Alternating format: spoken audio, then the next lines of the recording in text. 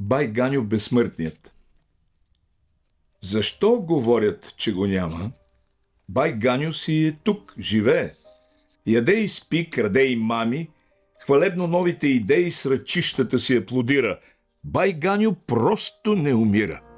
Изпраскан по последна мода същински европеец вече, дори на матч пеша не ходи и пак обича да се перчи и пак просташка му травири. Бай Ганьо просто не умира. Не му желаем дълголетия, той на пук от пръч по-здрав е. Върти си търговии каклетия или по вестниците лафи и мафийка организира.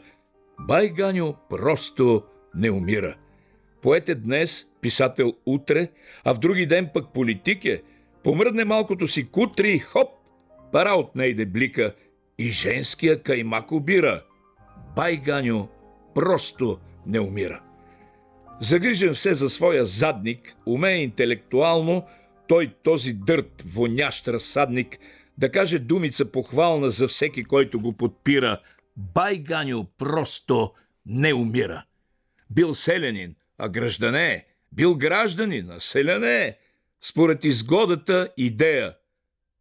Настане вечер, месец грее, Балканът нищо не разбира.